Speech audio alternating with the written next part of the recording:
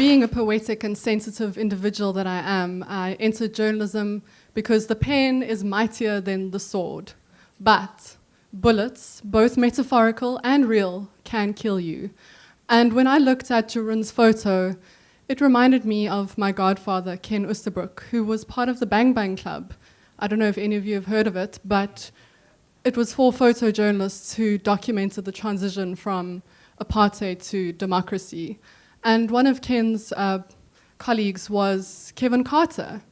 And Kevin took a photo which was world acclaimed, and it showed a starving Sudanese girl who ended up on the floor, collapsed, and a vulture preying very close by.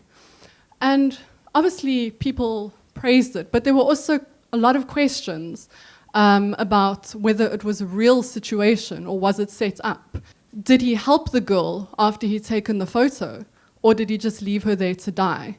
And so that already raises questions about when you take a photo, is it real or is it imagined?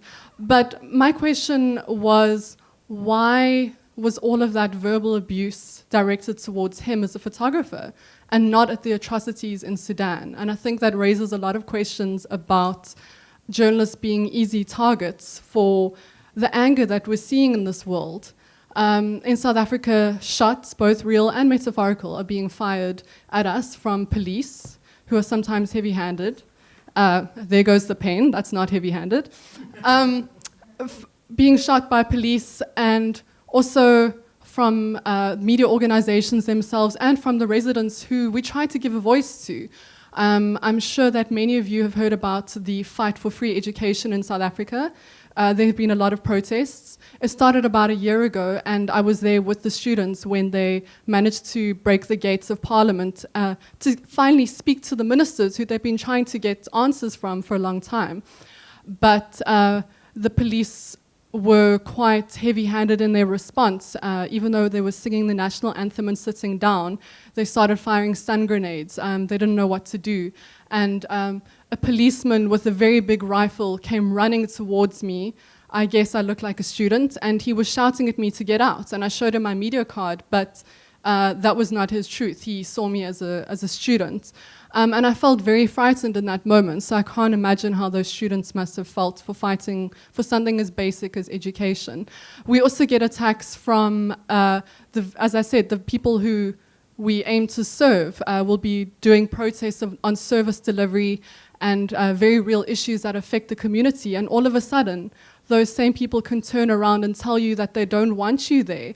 They see you as a threat. They don't want you to take photos because the police can use that to arrest them. And also within the media organizations themselves, your byline can be attached to a story where the headline has been changed, where a sentence has been changed, and your story doesn't represent the truth that you'd hoped it would. So those are things which I really want you to consider. But I think underlying all of this anger in the world is fear. We don't know where we are going, and we don't know even who our neighbor is. People who we thought were someone are actually someone else. But all I think that we can do as journalists is to keep on being sensitive and curious, and to try to show things from all angles and not in dyads, not right versus wrong, good versus bad, truth versus not the truth, or even post-truth. And that's just something that I would like you to consider. Thank you very much.